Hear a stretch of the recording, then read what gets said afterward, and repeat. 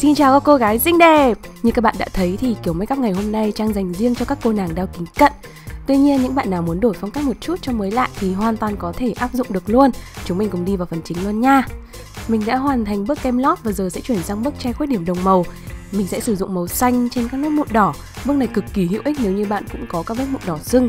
Mình lại vừa trải qua một đợt thuốc kháng sinh nữa do ốm và mụn lại bắt đầu nổi lên rồi, đau khổ quá. Tiếp tục với màu đào thì Trang sẽ dành riêng cho vùng quầng mắt, cực kỳ hiệu quả để che cái quầng mắt panda này luôn.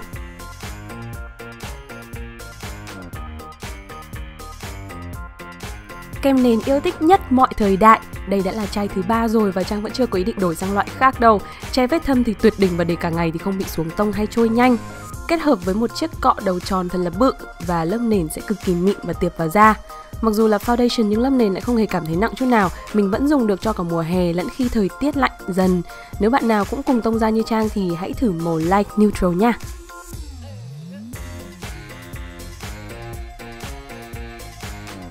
Ngoài kem nền thì che khuyết điểm này của Tarte cũng là vật bất ly thân đối với mình. Đây cũng là món quà mà chị Tina đã gửi tặng mình cách đây không lâu mà giờ cũng gần hết rồi. Sử dụng miếng mút đã làm ẩm và chấm đều quanh vùng quầng mắt để che đi hoàn toàn vùng thâm xấu xí nào. Tiếp tục với phấn phủ bột thì mình sẽ dặm nhẹ một lớp dưới mắt để cố định không cho lớp kem bị trôi hay xê dịch trong ngày. Nếu như bạn muốn để lớp make up lâu hơn thì hãy chờ khoảng 10 đến 15 phút rồi hãy thoa đều lớp bột nha. Đặc biệt là những bạn nào hay thấy lớp kem có hiện tượng nhăn và trôi nhiều ở dưới mắt thì càng không nên bỏ qua bước này đâu.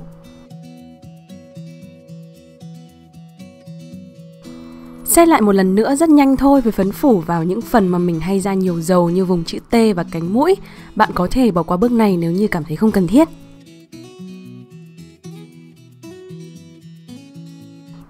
Trang rất bất ngờ với chất lượng của cây kẻ chì này từ GA. Đầu chì rất mảnh và nhỏ, không mềm quá nhưng cũng không cứng quá, có thể tạo được dáng chân mày khá tự nhiên. Màu Trang đang dùng là Natural Brown, tông màu nâu. Với phong cách make up ngày hôm nay thì mình chọn dáng mày ngang.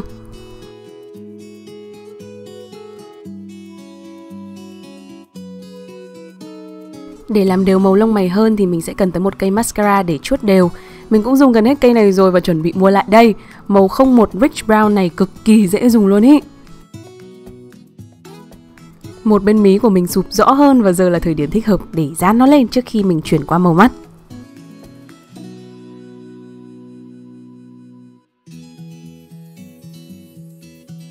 Màu mắt hôm nay là một sự kết hợp siêu đơn giản. Đầu tiên mình sử dụng màu Bellini là tông nâu pha hồng để tán đều cả bầu mắt. Với đôi mắt cận thì một chút sắc nâu sẽ tạo chiều sâu cho đôi mắt hơn. Đặc biệt khi gọng kính đã che đi tương đối nhiều thì sẽ càng nên nhấn vào đôi mắt hơn mà phải không? Để phù hợp với phong cách tự nhiên thì mình không tán màu mắt lên quá cao.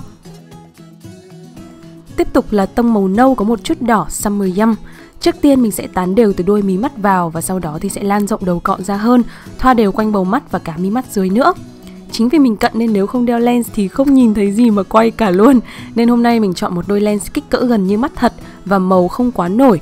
Bạn này có tên là Cherry và cũng là một trong 4 màu của bộ sưu tập Trang Look mà mình mới kết hợp với Doll Eyes Việt Nam. Yay!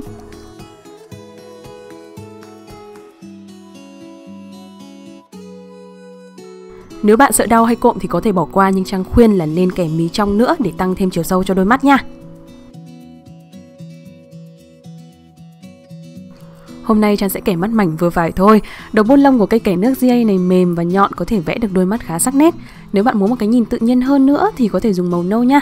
Màu đen thì thường sẽ làm đôi mắt trông sắc hơn. Phần đuôi mắt mình kéo hơi dài một chút để tạo cảm giác mắt cười.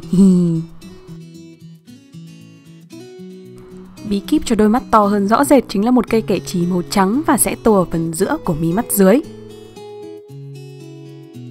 Bước này bạn cũng có thể bỏ qua nhưng nếu muốn đôi mắt lúc nào cũng long lanh thì hãy viền một đường nhũ ở mí dưới luôn nhá.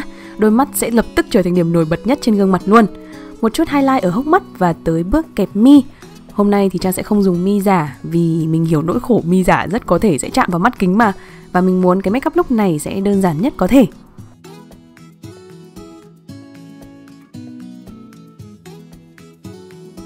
Lựa chọn cho hàng mi cong dày và đen chính là cây Lancome Hypnose Drama này. Loại này mình dùng thì không hề bị lem và giữ hàng mi cong rất lâu.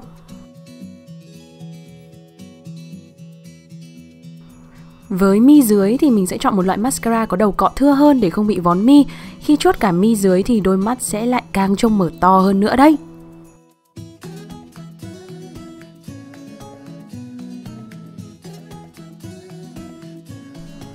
Hôm nay thì mình sẽ không tập trung vào tạo khối quá nhiều, chỉ một lần thoa duy nhất ở hốc má, hai bên quai hàm và trên trán thôi.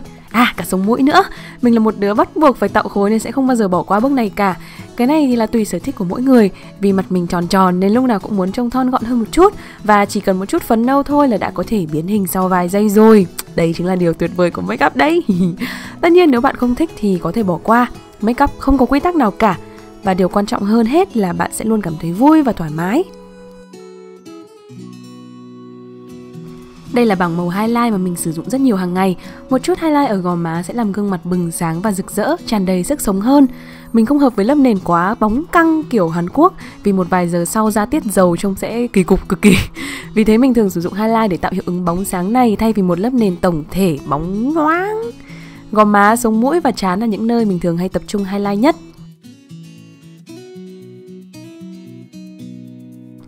Sử dụng cushion má và táp đều theo chiều ngang, lớp kem sẽ tạo cảm giác da trông căng hơn nhiều đấy.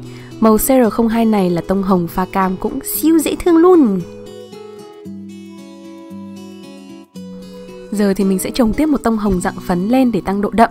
Ở bước này mình vừa thực hiện thao tác thoa và táp để lớp màu lan thật đều chứ không bị hai cục hồng hồng ở má. Sử dụng chính cây cọ nền ban đầu để thoa xung quanh viền môi nếu như bạn muốn thoa kiểu lòng môi như Trang chuẩn bị nha. Màu son đầu tiên là Bond Girl của Charlotte Tilbury. Đây là tông hồng pha nâu rất tây. Trước hết thì mình sẽ tô nhẹ một lớp trong lòng môi, sau đó bặm đều ra. Kiểu make up hôm nay nghiêng về tông hồng nên mình cũng sẽ xoay quanh tông này thôi. Sau đó thì mình sẽ chọn một màu đỏ hồng đậm hơn và lại tiếp tục thoa đều ở phía trong lòng môi trước. Hiệu ứng màu lan đều từ đậm đến nhạt dần, vẫn trẻ trung mà lại tạo được dấu ấn riêng vô cùng khác biệt.